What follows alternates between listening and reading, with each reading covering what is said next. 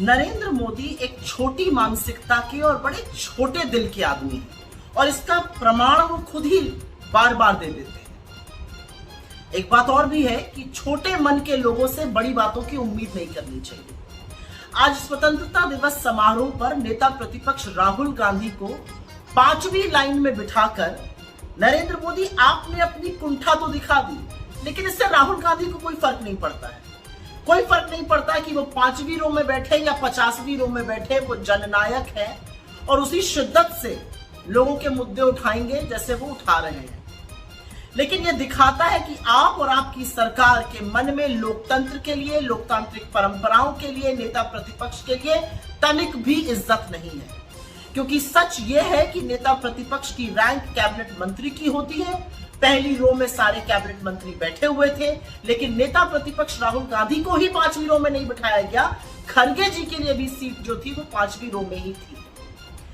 एक बेवकूफी का बयान रक्षा मंत्रालय की ओर से आया है। ऐसा इसलिए किया गया क्योंकि हम ओलंपियंस को इज्जत और सम्मान देना चाहते थे। बिल्कुल देना चाहिए, ओलंपियंस को सम्मान दीजिए, विनेश फोगाट को भी सम्मान दीजिए, लेकिन क्या यह सम्मान अमित शाह, जेपी नड्डा, निर्मला सीतारमण, जयशंकर नहीं देना चाहते थे? तो आपके बयान जो है वो आपकी कलाई और खोल रहे हैं, तो बयान ना दीजिए, इससे बेहतर होगा। नेता प्रतिपक्ष लोकतंत्र में इसलिए जरूरी है क्योंकि वो सरकार को जवाबदेह बनाता है, वो सरकार को कटघरे में खड़ा करके लोगों के मुद्दे उठाता है। असलियत यह है कि राहुल गांधी से आप लोग असहज हो जाते हैं।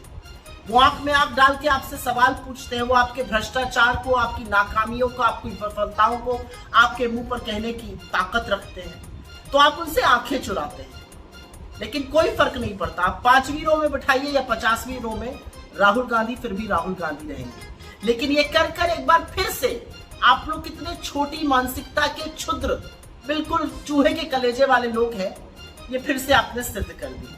हमारे संविधान को 75 वर्ष हो रहे हैं।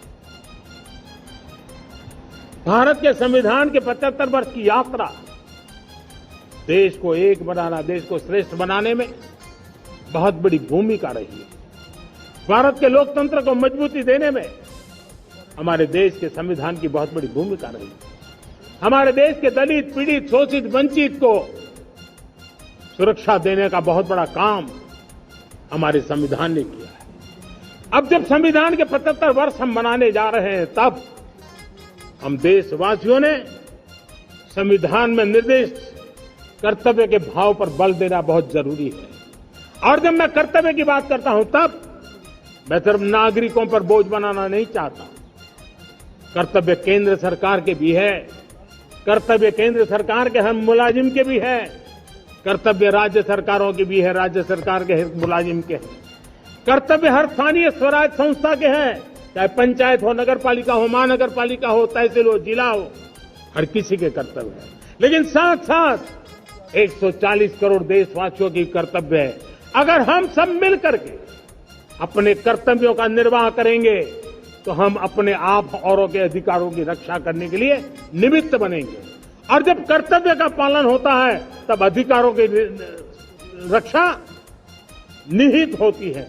उसके लिए कोई अलग से प्रयास करने की जरूरत नहीं पड़ जाती है।